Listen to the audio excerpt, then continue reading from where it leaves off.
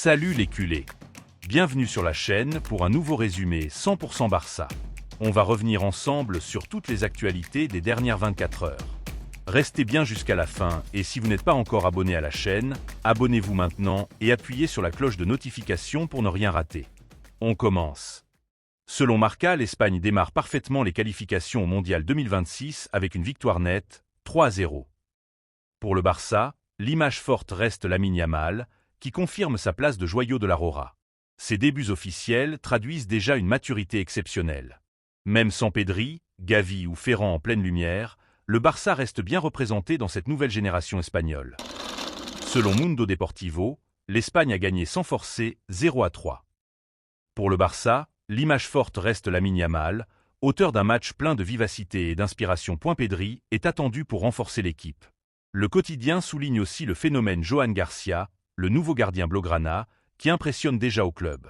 On commence avec une très bonne nouvelle.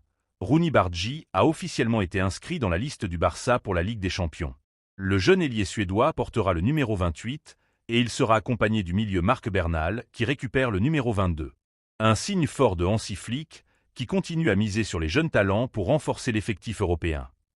En revanche, coup dur pour les blaugrana. Alejandro Balde s'est blessé à la cuisse gauche lors d'un entraînement.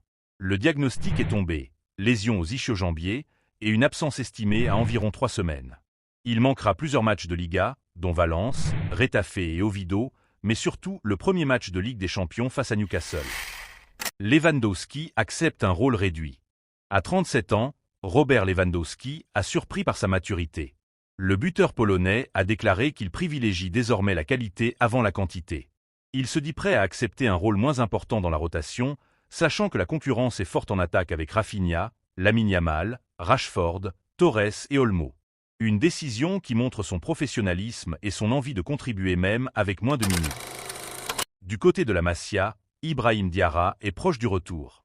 Le jeune milieu de Barça Athletic se remet bien de sa blessure musculaire contractée en pré-saison. Il a repris les entraînements individuels et pourrait rapidement retrouver la compétition. Giuliano Belletti compte sur lui, et qui sait, il pourrait même taper à la porte de l'équipe première très bientôt. Enfin, on termine avec un message fort d'Hansi Flick. Après le nul 1-1 contre le Rayo Vallecano, le coach allemand a déclaré « Les égos détruisent le succès d'une équipe ». Une phrase qui a fait beaucoup parler. Mais en conférence de presse, Pedri et Dani Olmo ont immédiatement calmé les rumeurs en assurant que le vestiaire reste uni et qu'il n'y a aucun conflit interne. Le Barça veut avancer ensemble, avec humilité et solidarité. Voilà culé. C'était toutes les infos des dernières 24 heures autour du Barça. Entre la blessure de Balde, la confiance donnée aux jeunes comme Bardghji et le discours fort de Flick, le club est en pleine phase de construction pour cette saison. Si la vidéo vous a plu, n'oubliez pas de liker, de vous abonner et d'activer la cloche pour ne rien rater des prochaines actus du Barça.